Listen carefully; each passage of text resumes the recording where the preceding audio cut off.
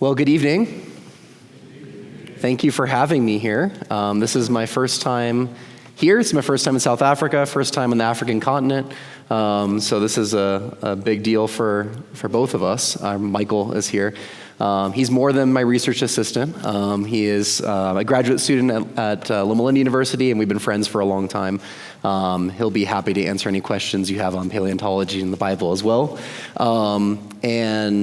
But yeah, it's our first time over here. I really wanted to bring my family out here, but you know how plane tickets go, and we had to look through all that. So I have 4 kids back at home, and so my wife is kind of holding on the fort right now, and so I'm praying for her all the time because that's challenging with that many kids. But we are very happy to be here, like I said, and I was asked to speak to you on dinosaurs, which of course, I'm like, yeah, of course I want to do that. That's what I spent a lot of my time thinking about. And so I got my PhD at Loma Linda University, and my graduate research was on a dinosaur bone bed in Wyoming. And so I'd get to go out every summer and dig in the bone bed, which was really fun, dig up fossils and things. And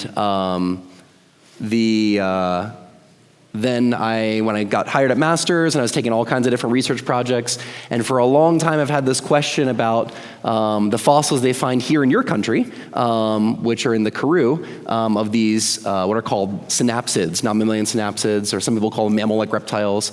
They're supposed to be these transitional forms between the reptiles and the mammals. So where did mammals evolve from in the evolutionary story? And of course, as a creationist, I was like, I don't think all mammals came from a single ancestor. And so I've been wanting to investigate it for a long time, finally got a chance with a sabbatical and everything, and it's been working out. And so I've been so thankful for people here at the church who've been helping us kind of navigate this, and how do you get into the country, and how do we go about doing research. And so I can talk more about that later, but I want to specifically talk to you about how should Christians think about dinosaurs. We're Christians here. We've just been hearing about creation. We read Romans 1. And so what is a Christian perspective on these creatures? I was just at my kid's school the other day, and there was a person there who started making conversation with me, and she's asking me all these questions and finds I do paleontology, and she goes, "Are dinosaurs real?" And so I was like, okay, this is a cool opportunity. We can talk about this. So that's actually one of the things we're going to talk about. And we're going to look at, number 1, were dinosaurs real? Okay. Number 2, why do we disagree on dinosaurs? Why are there different perspectives out there?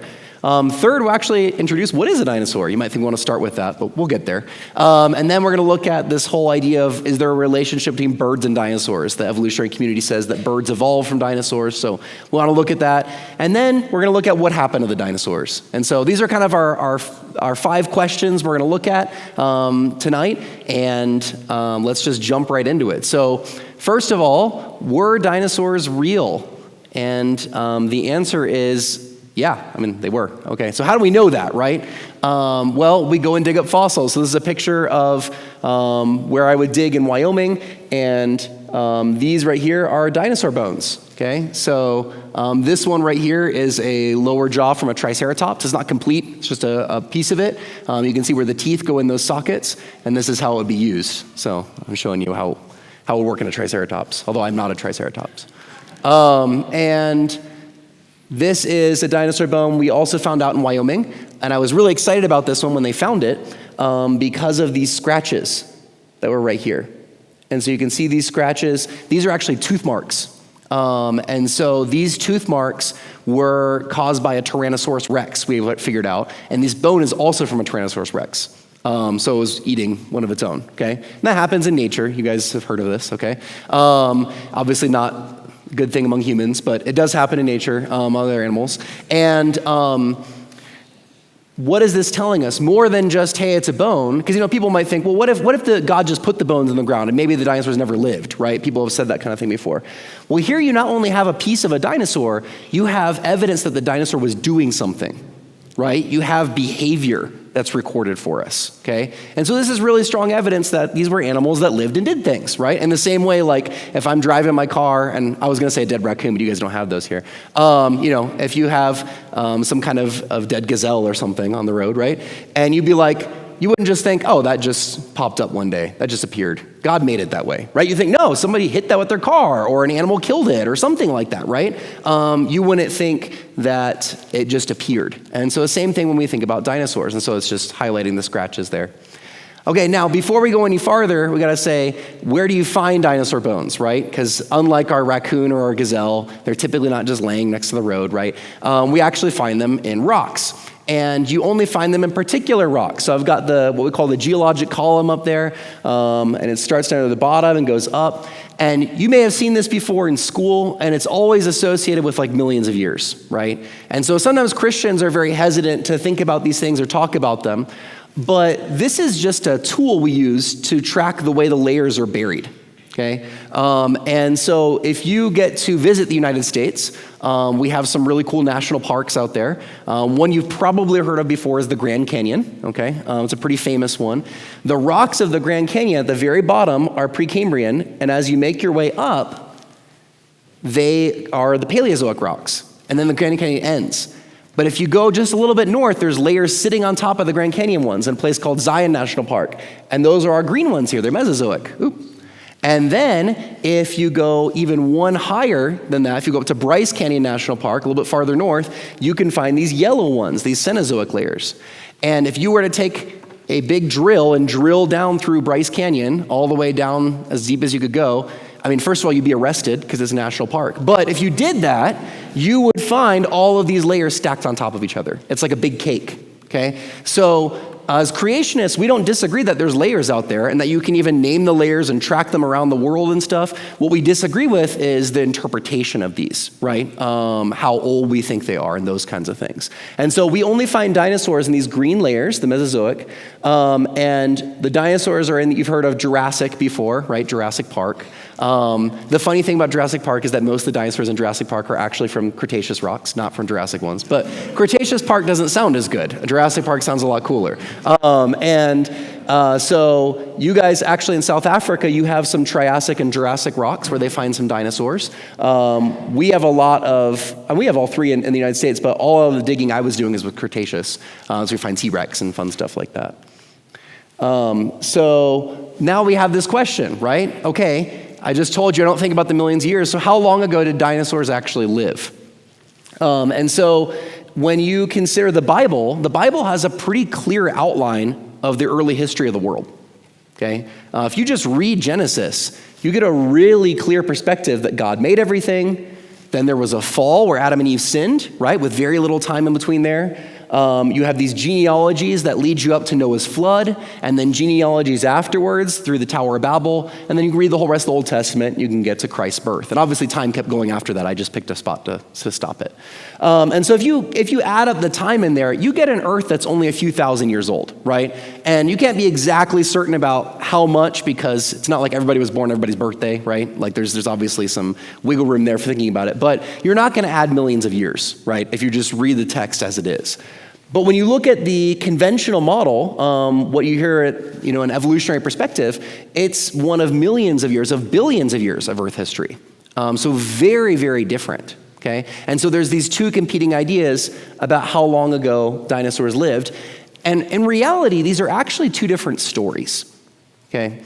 So one thing when I talk to Christians about creation and about the age of the earth, very commonly when I tell Christians, hey, evolution's not compatible with the Bible, they're like, oh, yeah. And I say, well, I don't think old earth is compatible with the Bible either. And they're like, I don't know about that. I think it's okay, And so they think maybe you can just add time into Genesis, right? So maybe you've heard things like you can make the days really long, or there was like a bunch of time and then God did the 6 days of creation.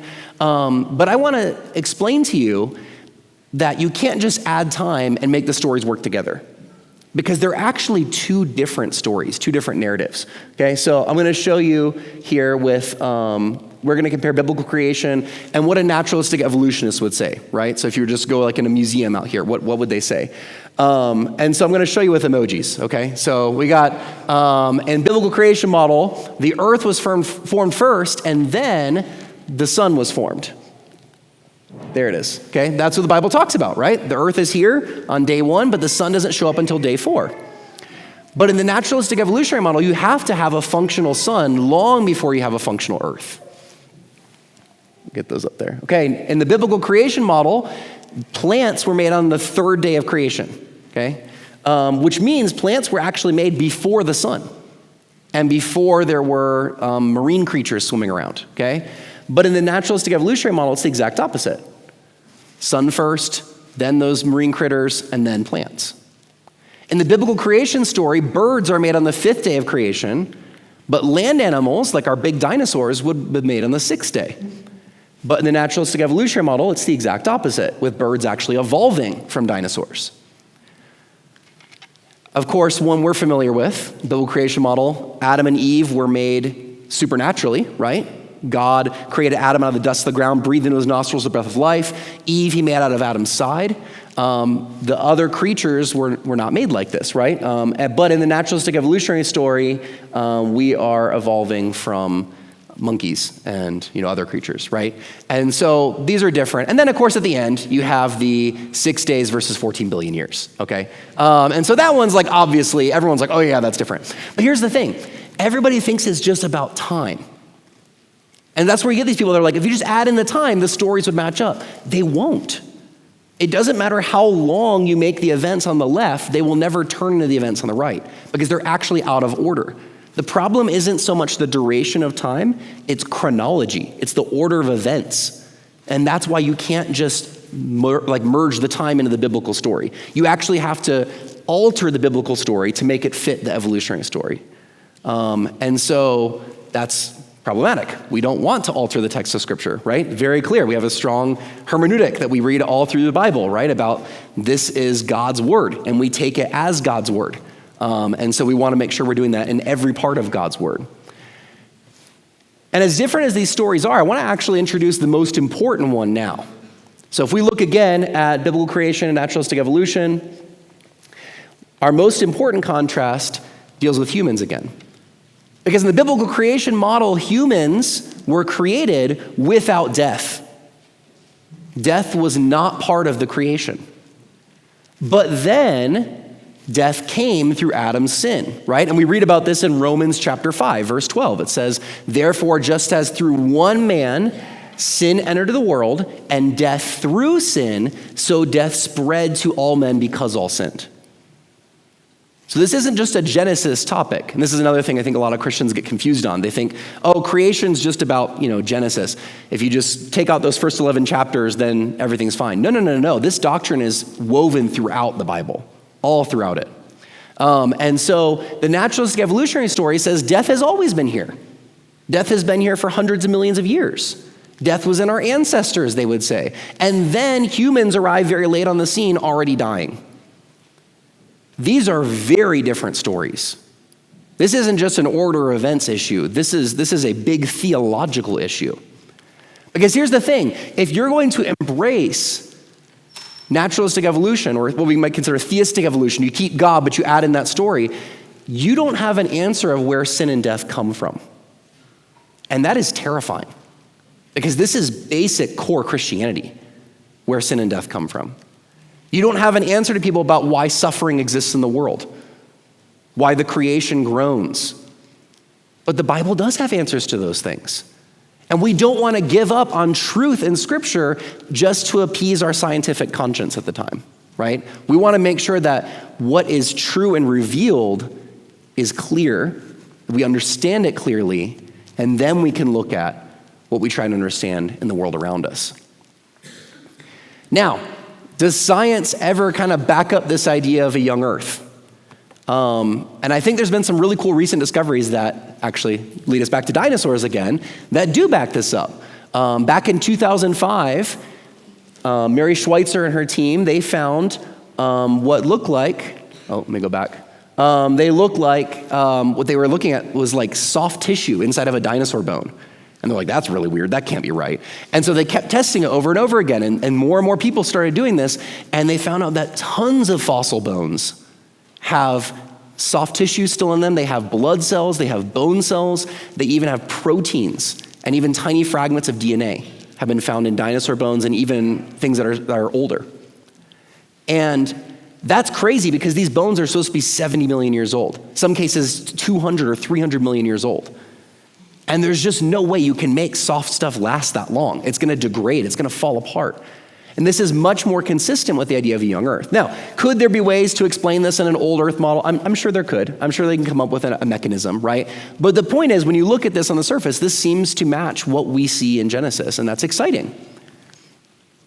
And so, when we're thinking about dinosaurs, now's our chance to say, okay, what actually is a dinosaur, right? I've been leading you on here. We gotta talk about what a dinosaur is. And the first thing we gotta say is, look, not everything that's big and or dead is a dinosaur.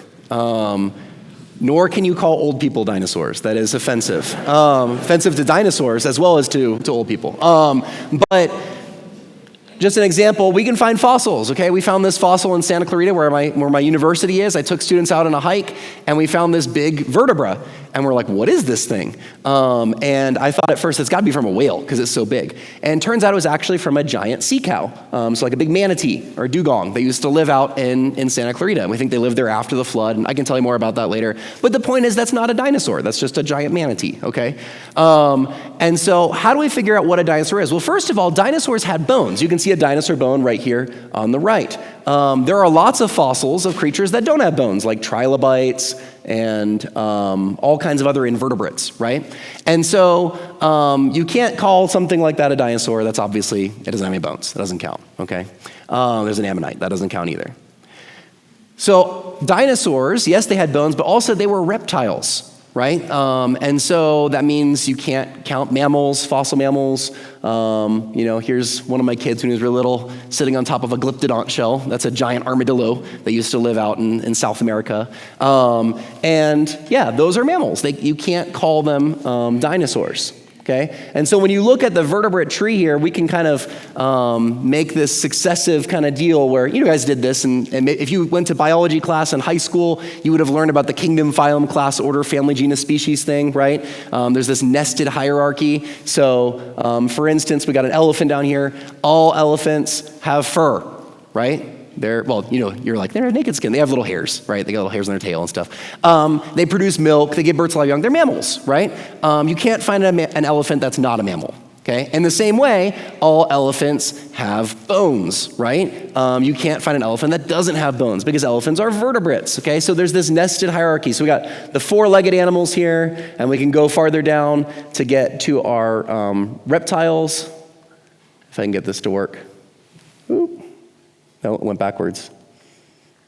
It's still going backwards. It doesn't trust me. Okay. So now we're getting to other things that lay eggs, hard-shelled eggs, and then we've got our reptiles and dinosaurs inside there. Now, there's other creatures out there that look like reptiles, but are not dinosaurs. And so these guys, the non-mammalian synapsids, these are the things that fossil-wise, your country is very famous for. Ever since the 1800s, they were pulling these things out of the ground. I was just looking at a skull of one of these guys today at Wits University, and they're really cool, amazing animals, but they're not dinosaurs. And my favorite animal is one of these. This is a Steminosuchus. You think, that's a weird-looking thing. Is that real? Yeah. I'll show you a picture of the skull right here. It's quite an amazing thing. There you go. That's what it looked like. And you think, what? Why? I don't know. Sometimes I think God just was like, look what I can do, And we're like, wow, yeah, that's really impressive. And this animal is about the size of a hippo. You could ride this if you wanted. That's pretty cool to think about.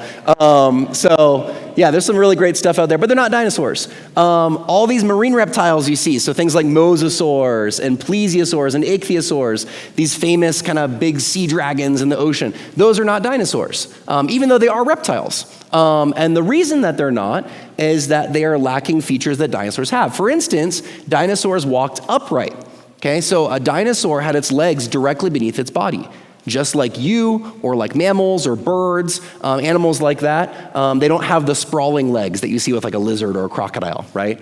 And so that's because, here's your big, fancy term. You can take this home with you, you can impress everybody you know. Dinosaurs have a perforated acetabulum. You're like, whoa, what is that, okay? Well, perforation, you understand that's putting a hole in something, right? Think about a hole punch, okay? Acetabulum is the fancy name for the hip socket, okay? So in a human, we've got this hip socket that's like a cup. Your femur goes in there, rotates. You got a leg, working leg joint, right? Hip joint. So in a dinosaur instead, if you were to actually look at the skeleton, it's got just a giant hole. That's it. Nothing there. Okay. Now, obviously, the real animal wouldn't be a hole through it. It would have soft tissue and stuff in there and everything. But when you look at the skeleton, if you can see right through that hip socket, it's just a big hole like that, you've got a dinosaur. That's like your ticket right there. And so what that means is that there are other reptiles, again, that are not dinosaurs. So things like crocodilians, right? Or pterosaurs or pterodactyls. They don't have that condition. So they're cool things. They're still exciting animals, but they're technically not dinosaurs if you talk to a scientist. So, if you call them dinosaurs in your home when I'm not around or Michael's not around, like, we're not going to come find you and punish you. This isn't a theological thing. You're not going to get kicked out of the church. It's not a heresy. But if you're talking to a scientist, they're going to be like, They're going to get really upset, okay? So, all right. Now we know what a dinosaur is. Look at all these types of dinosaurs. There's all kinds of cool stuff. I'll show you just a little glimpse at it. We often think of dinosaur as a type of animal like dog or cat. Okay, you got to completely blow that out of your mind. Just get rid of that. That's ridiculous. Think of the category of dinosaur more like you think of like mammal or something like that. There's all kinds of diversity in here. Animals that are the size of buildings walking around. You got animals that are so tiny you could put them in your purse. You've got things with giant armor on them. You got things with sharp teeth. There's all kinds of stuff going on, okay? And the evolutionists think that birds evolved out of these meat-eating dinosaurs right here, the theropods. And so I got a little penguin that's going to appear if I do this right. There it is. Oh, just believe me. You'll see him later. It's okay.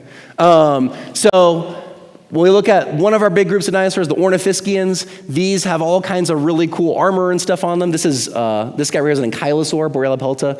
He's got just armor all over his body, and it's bony armor that would go along. And this one was so well preserved, the skin was in place, the stomach contents are in place, they actually could figure out the original color. This dinosaur was red on the top and white on the bottom, okay? And it's a really, really cool fossil. People say it looks like a gargoyle or like a statue because it's just so well preserved.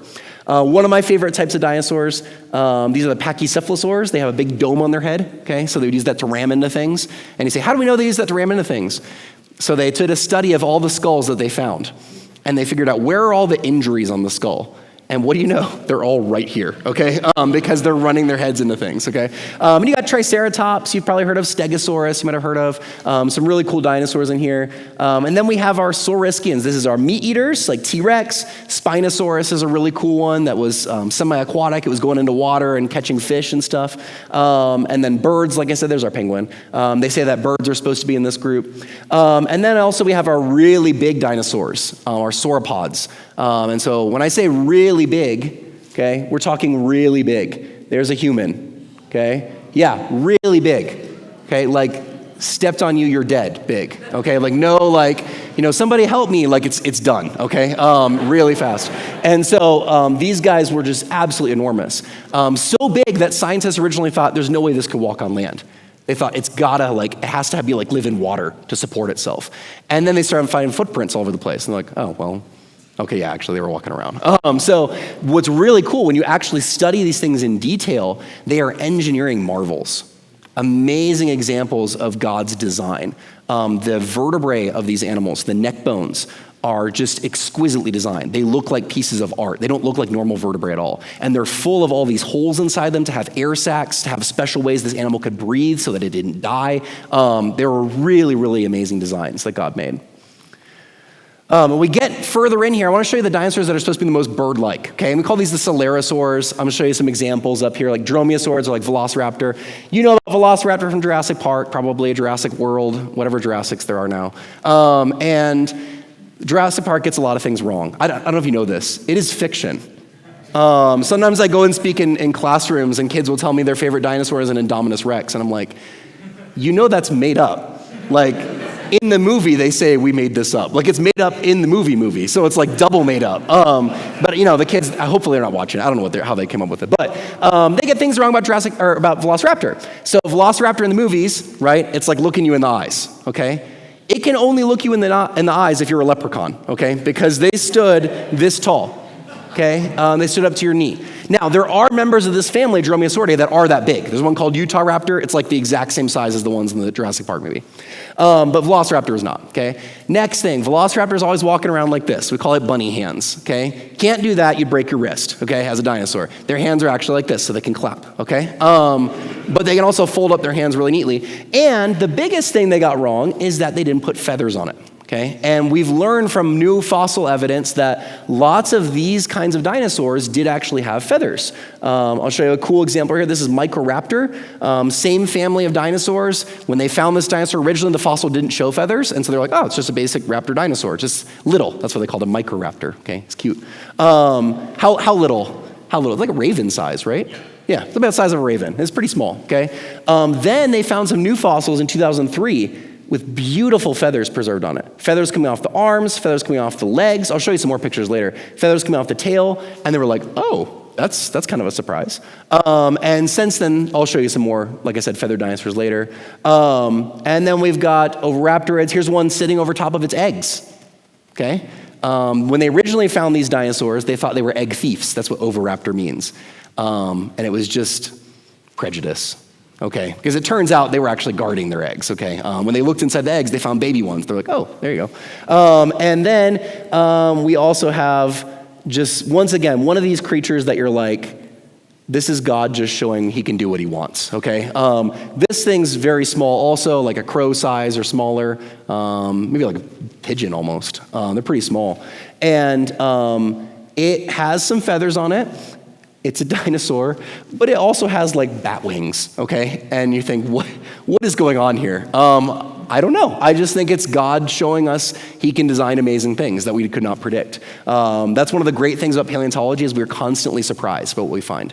And that's cool. That's how we should be as we look at nature. We're blown away by it.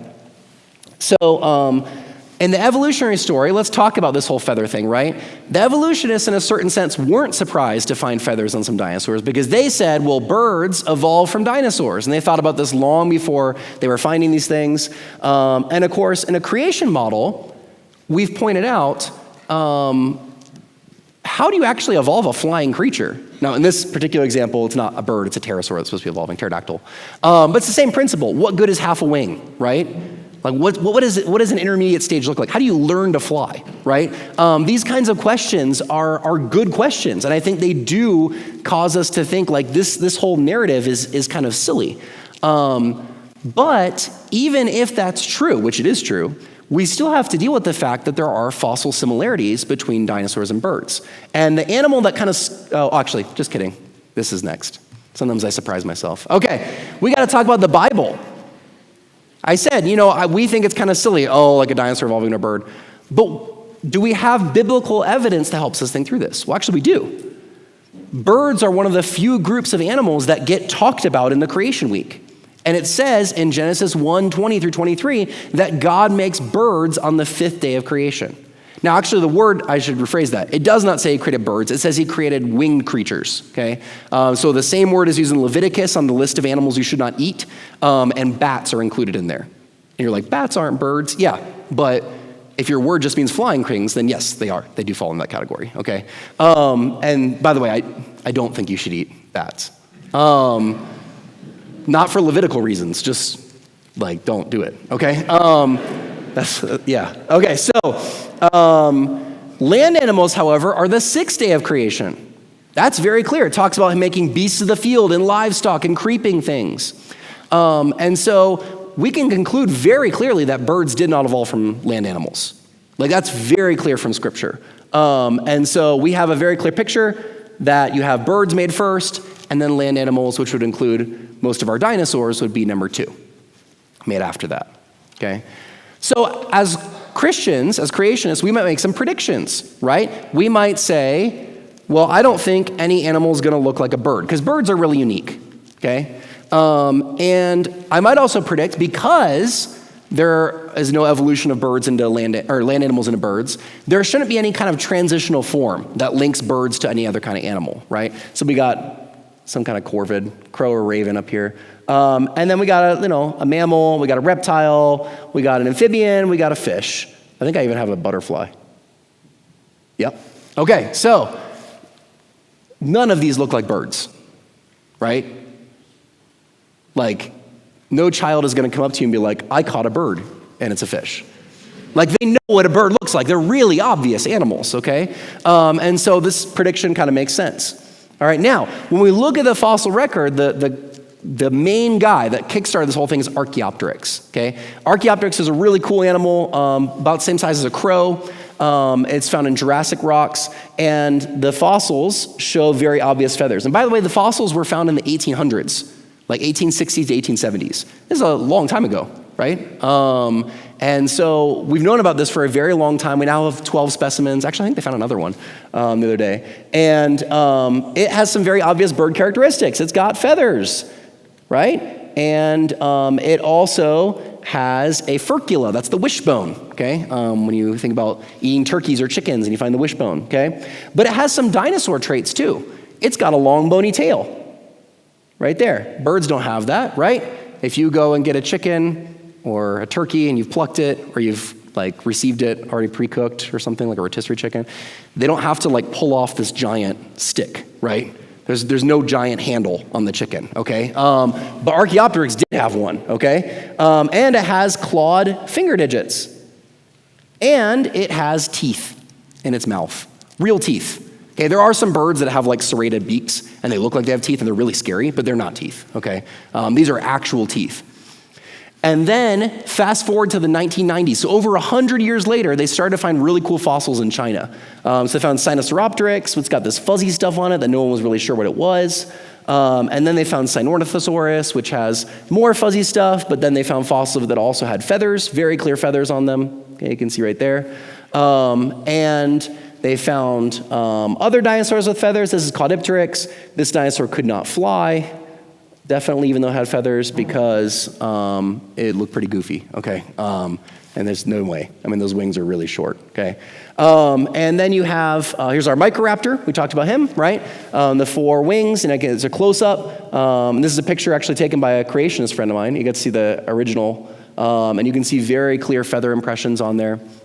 By the way, some of these fossils have original feather material in them still, and so they've actually been able to isolate them, and they've been able to find tiny little cellular structures called melanosomes that are preserved, and those can help tell you the color of an animal. And so they're able to figure out that, for instance, Microraptor had black feathers for the most part. One of the other ones had an orange crest. I didn't show him. There's some cool color stuff they've learned. So you got to ask this question, okay, well, how many? Did all dinosaurs have feathers? And so what we found is that a big chunk of our theropod, our meat-eating dinosaurs, seem to show feather-like structures. And there's some other things in some other groups, but most of the other dinosaurs, we don't have evidence for anything like feathers in them, just scales. And sometimes naked skin. Okay, so what do we do with this information, okay? Well, first of all, we could cry foul, right? And that is a pun. We could say, I don't believe it. Maybe they're fake, right? And so there are examples of fake fossils. This does happen in China and Brazil and Germany, some other places. People will take bits of real fossils and glue them together to make better looking stuff, like really cool looking things, because they sell for more money, okay? And so this is a famous example, Archaeoraptor. It was a hoax, it was a faked one, and they glued together a piece of a bird with a Microraptor, okay? But here's the thing, the people that found this out were evolutionists. They caught their own work. They were like, hey, that's bad, and they called it out. And other ones, like Archaeopteryx, have been studied extensively, and that's real material. That's an original fossil. It's not glued together pieces. That's really how it looked. And so another possibility is that we could just, ignore this, just skate on by. And, obviously we can't all think about all things all the time, right? We do have to ignore stuff. But that's not a good way to approach the world, right? If you're going to have a worldview, it needs to speak about the world. And if it doesn't, then you have a deficient worldview. And as I already said, the Bible does speak about this. So we do have something we can say. But maybe we need to go back and rethink some assumptions, not biblical assumptions, but assumptions that we've made outside the text of the Bible, okay? And so here's a feathered dinosaur tail that was found in amber. There's some ants for scale, by the way. Those aren't like giant ants. This is a very, very tiny tail. And you can see in the amber, look how beautiful these feathers are, preserved. This is really cool. Just amazing discoveries that people have made. Okay, so we said originally dinosaurs can't look like birds. And my question now is, well, why not? I mean, who made that rule? Like, just because nothing today looks like a bird that's not a bird, does that mean nothing ever? God couldn't have made other categories of animals? No, he can do what he wants. We've seen that lots of times. There's really cool fossils like Anchiornis here that show intense detail with scales and feathers on them. Number 2 assumption we talked about was there's not going to be any transitional forms between dinosaurs and birds because birds didn't evolve from dinosaurs. And I said, hey, second part of that clause, I'm all in on that. Birds did not evolve from dinosaurs. But let's rethink the first part. Because they were like, oh, we found Archaeopteryx. Oh, well, now there's other things. And all of a sudden, you have creatures that look like they're kind of like a dinosaur or kind of like a bird. And so an evolutionist looks at this and they're like, duh, this is obviously evolution. What other reason for this could there be? And so we as creationists, we don't want to deny that these animals exist. We want to rethink, okay, what did they mean from a biblical perspective? So we know birds did not evolve from land-dwelling ancestors, but why can't there be an animal that looks kind of like a bird and kind of like a dinosaur? We have all kinds of animals today that look kind of like one thing and kind of like another. That's a pretty common thing. In fact, if you go back to the Middle Ages, they thought that's how nature worked. They talked about this great chain of being. Okay, Aristotle talked about it long back. It's really popular in the Middle Ages, where they just imagined every kind of creature could exist, right? They thought they were like undersea chickens and stuff. I'm not making that up. That was like a real thing they would draw. Obviously, I'm making up that they're undersea chickens. I'm not making up that they thought there were. You know, a good example of this, when they first found fossils, when Europeans first discovered fossils of chimpanzees, not fossils, actual bones.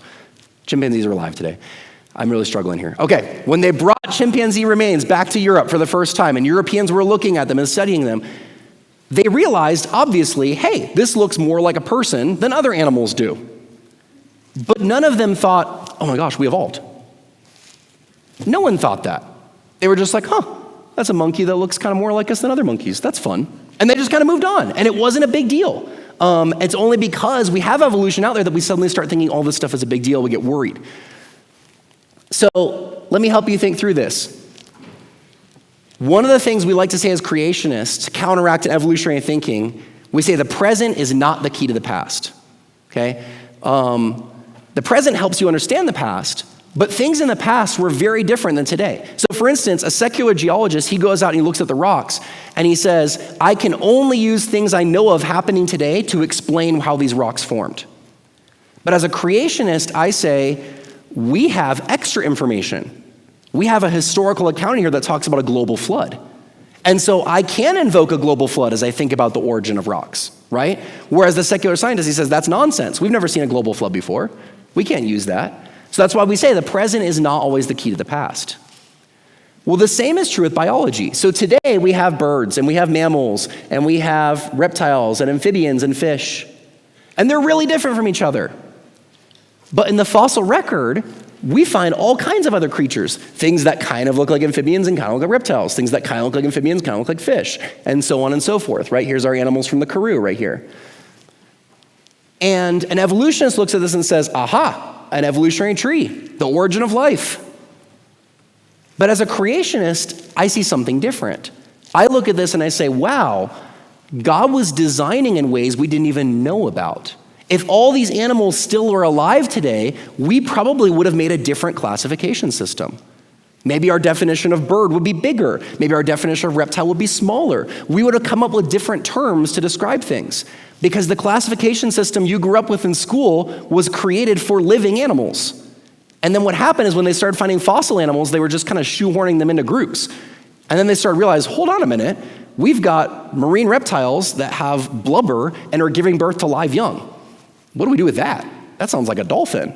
And so you got all these interesting things happening. And so let's think about this when we think about mammals, right? So here's a bat. There's a whale. Oh, the whale disappeared. There's the whale. There's a red panda. There's a wombat. Okay.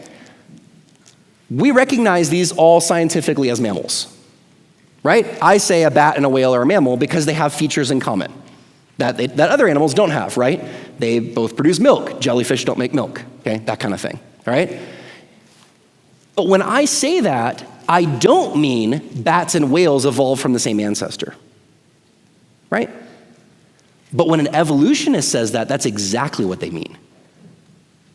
If you go on Wikipedia and you read, you look up mammalia, okay, the mammal group. You can type in mammal, it'll work too. And it'll tell you in there the evolutionary definition for mammal. That these animals all share a common ancestor and branched out from there. So they're using the same words as us, but they don't actually mean the same things. And even when we add fossil mammals to that, or even if we add our non-mammalian synapses, these creatures like I was talking about down in the Karoo, I can still tell the difference between all these animals while simultaneously recognizing they share some features in common. Right? Sometimes we get this idea in our head that if we acknowledge that two things have similarities, that we're acknowledging evolution. But that's not true. And in fact, philosophically, if that's how we think, then we've already lost to the evolutionist. Because that's their whole argument, is the only way you can explain similarity is evolution. But we say, no, that's not true. There are other ways to explain why creatures are similar to each other. And so we talk about created kinds in creationism.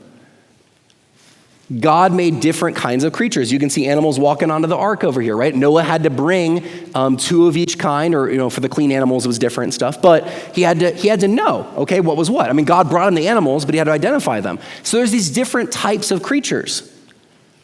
But maybe you've noticed before that horses look a lot like donkeys, which look a lot like zebras, right? Like zebras are just horses wearing pajamas, right?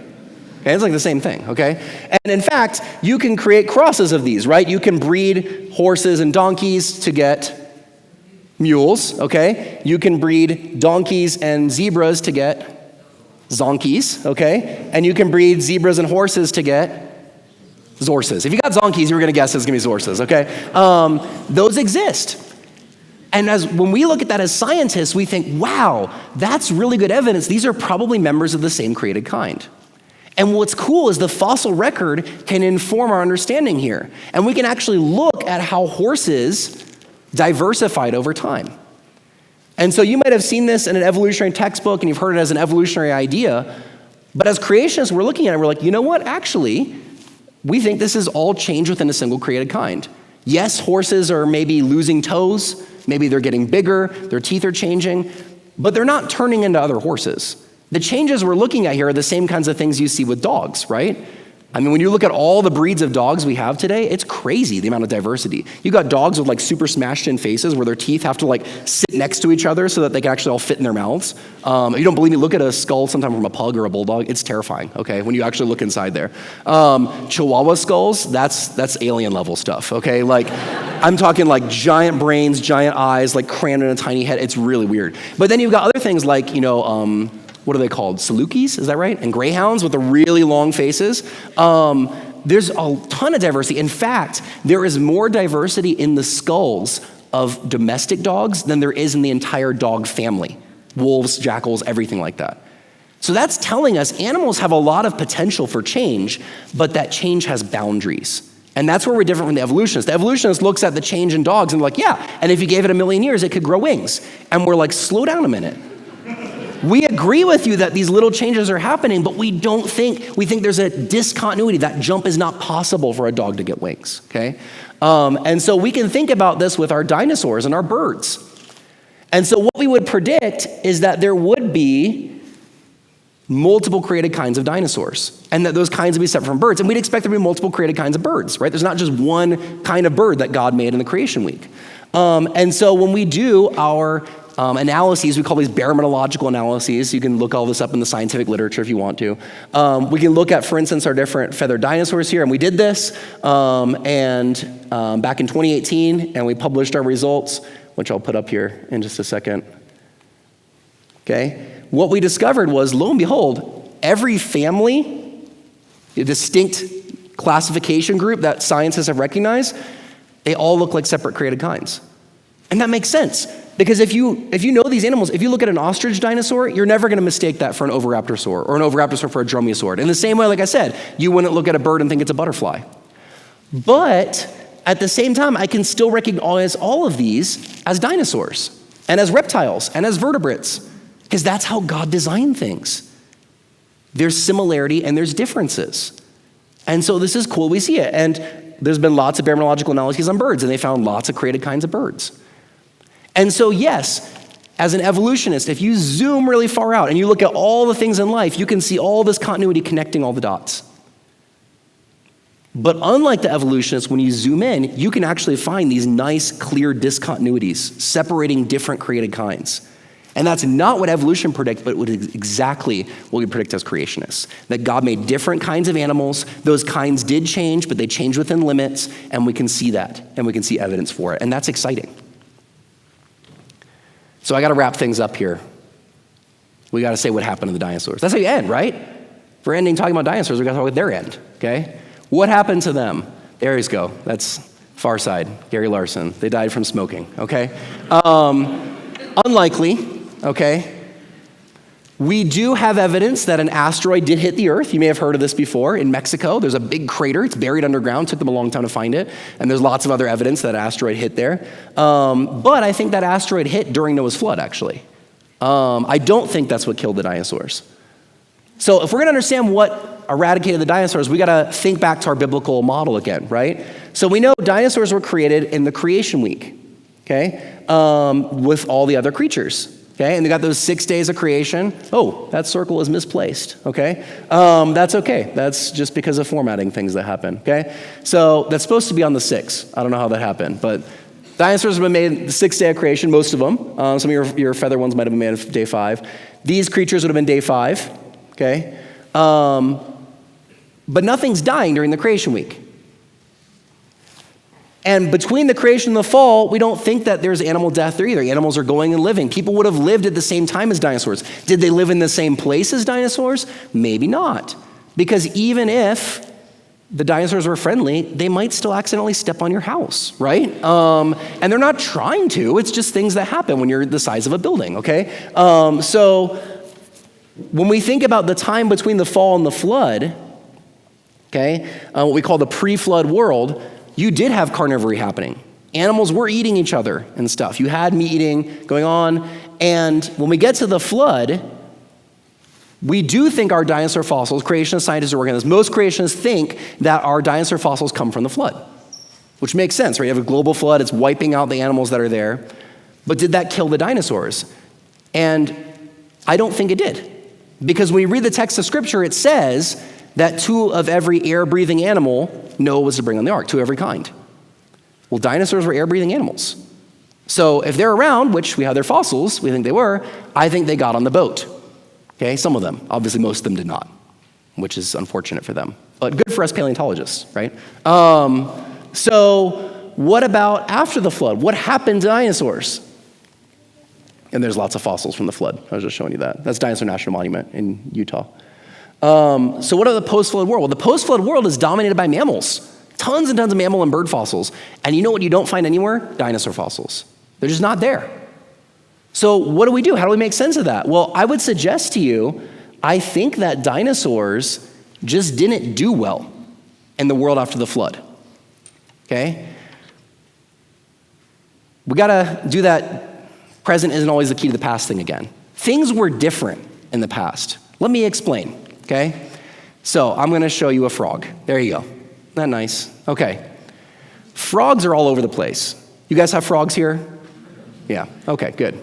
Frogs are great animals, all right? Did you know there are more species of frogs than there are species of mammals? That's nuts. There's tons of frogs, especially in rainforest places, tons of species of frogs. You think, they're everywhere. So I had an evolutionist colleague one time, not at Masters, we only creationists there, different guy, different place. And he challenged me and he said, if frogs are all over the place now and they love nice humid places, then why don't we find frog fossils in the Carboniferous? So the Carboniferous are these layers that are full of fossil amphibians, but there's not a single frog anywhere. And he's got a good point. And you go higher layers, you will find frogs. So I think about, okay, how do we respond to this? And what I realized was we're using that present as the key to the past thinking. We got to change our thinking here. Because you know what is in the Carboniferous? Are tons of small amphibians doing frog stuff. There's no room for frogs. And you think, well, there's room for frogs all over the place today. Yes, because we live in a post-disaster world. When the ark landed, the world was drastically different than the world before. In fact, Peter describes in 2 Peter, he says that the flood destroyed the world that then was. It was gone. The world that Noah and his family knew was gone. They would have gotten off the boat, continents would have been in different places, rivers were in different places, different mountains. Everything is different. It would have been really weird. And it would have been really weird for animals. And so some animals are gonna get off the boat and they're gonna be like, what happened? I can't live here. Their whole ecosystem they're used to is gone. And they might not last very long. They might last years, decades, centuries, and they're gone. They're extinct. But other animals are gonna get off the boat and they're gonna say, this is my hour. This is what I was made for. And they're gonna take over. Rats, right? Animals like that are like, this is it. Okay? And so what you see in the world before the flood versus the world after the flood, okay? The world before the flood has lots of what we call disparity. What that means is there's lots of different types of things. So for instance, with amphibians, okay?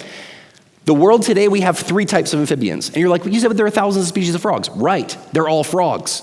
We have frogs, we have salamanders, and we have Sicilians. And if you know what a Sicilian is, it's not a person from Sicily. It's an amphibian that looks like a worm, okay? And they live in tropical regions and they burrow, and that's why you never hear about them. Okay, that's it. We have 3 types of amphibians today.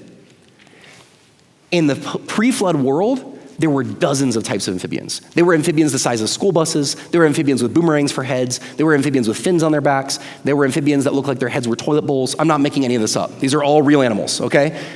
It was a very different world.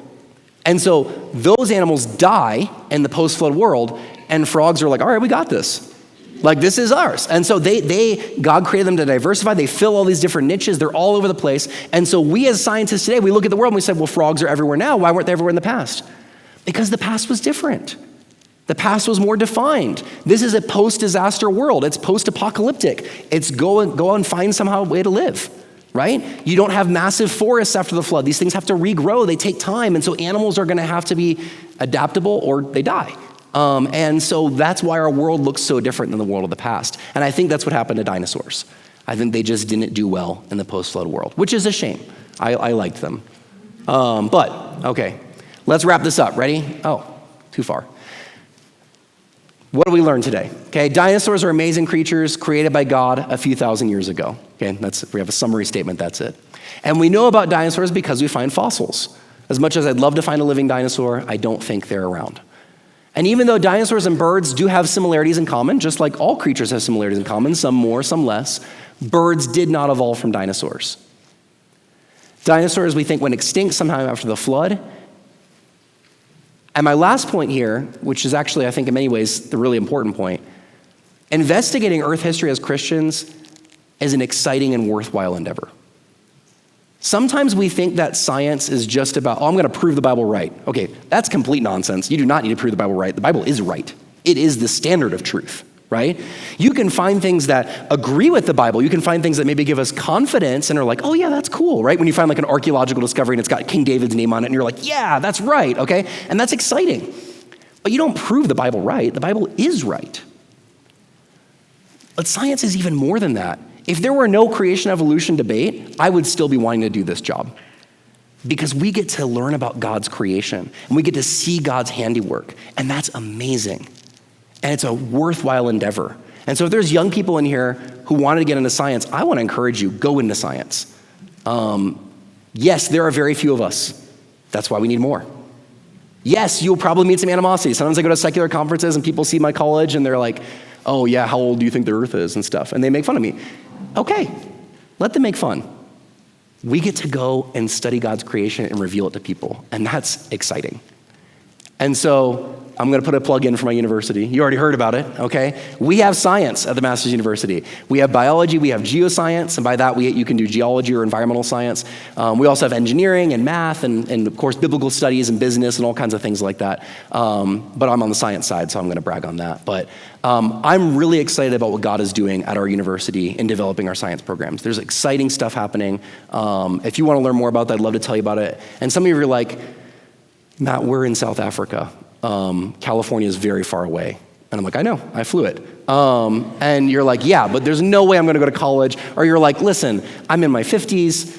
I'm not gonna go hang out in a dorm room with 20-year-olds and start my college career.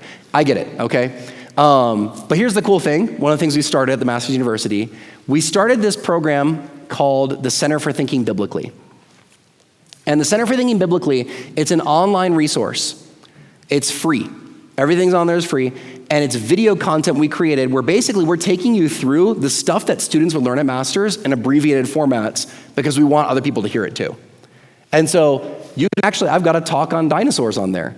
Some of this stuff is in there. There's a lot of extra stuff in there, fun things in there. There's talks on Earth history. There's a really cool one, if you're going to watch one, where we talk with Dr. Abner Chow about how do you think biblically about science as a whole. Our culture is obsessed with science. Our culture thinks that science has all the answers, and we talk about why it doesn't and how Scripture is the truth. And so I'd strongly encourage you to check that out. But I have kept you too long already. I want to let you go to the bathroom and stuff. So I'm going to pray, and then I will let you go. And I'm sure, it sounds like you're going to have 5 minutes. Okay, so I'll pray really short, and you can have your 5 minutes. Lord, thank you so much for our time we had this morning or this evening. Lord, thank you that you created a wonderful, beautiful world, and we get to learn about it and study it.